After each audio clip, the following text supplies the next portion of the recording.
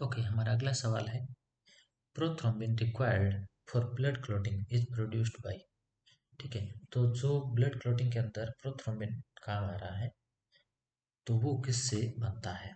ठीक है, तो सीधी सी बात है, ब्लड क्लॉटिंग में काम आ रहा है, ये तो हम खुद ही ने बता ही दिया है। अब प्रोथ्रोम्बिन क्या है। ओके, तो टोटल आप हम जब आप देखते हैं तो इसके अंदर हमें पता है कि ब्लड क्लॉटिंग मैकेनिज्म होती है एक, राइट। तो ब्लड क्लॉटिंग की मैकेनिज्म के अंदर टोटल 13 फैक्टर्स काम करते हैं, राइट। आपने पढ़े भी होंगे।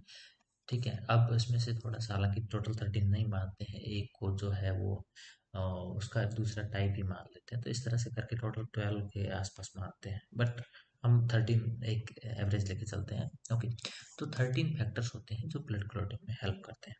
ठीक है, अब ये अलग अलग दो तरह के पाथवे करते हैं, एक एक्सट्रिंसिक पाथवे होता है और एक इंट्रिंसिक पाथवे होता है।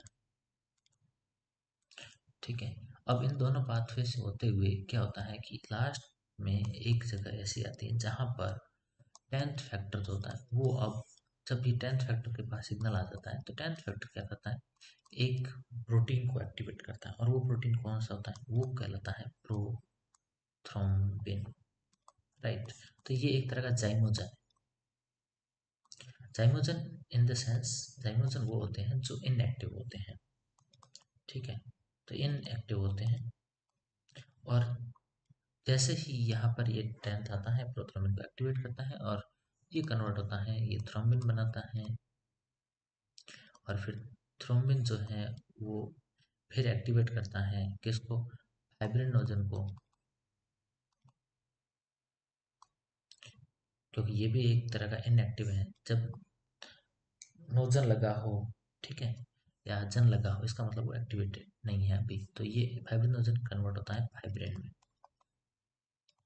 ओके, तो ये जो है ये कौन सा फैक्टर है, ये नंबर 1 फैक्टर है।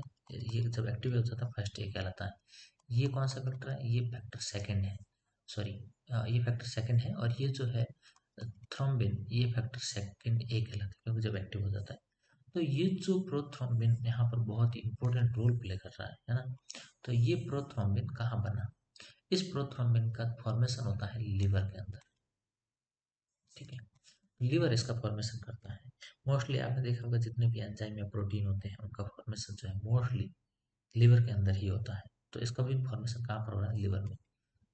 और एक चीज इसमें और ऐड कर दूं, ये जो है यह विटामिन के डिपेंडेंट टाइप का है।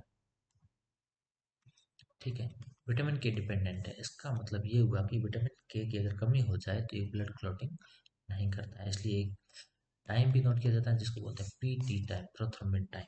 ओके, तो ये है। अब इसका आंसर क्या हो जाएगा, देखो यहाँ पर। ठीक है, इसके अंदर एक ही आंसर है ऐसा, लिवर। ठीक है, पैंक्रियाज अलग है, पैंक्रियाज एक हमारे डाइजेस्टिव सिस्टम की ही मिक्स टाइप की ग्लैंड है। ठीक है, तो वो अलग है। ब्रेन और स्प्लीन दोनों ही जो है हमारे, ब्रेन अलग है। ठीक है, ब्रेन जो है हमारे नर्वस सिस्टम का पार्ट हो गया। ठीक है, स्प्लीन जो है गैवियार्ड ऑफ आरबीसी कहलाता है। ठीक है, ये भी एक अलग है, बट जो इसका फॉर्मेशन हो रहा है वो कहाँ हो रहा है, लिवर के अंदर। ओके।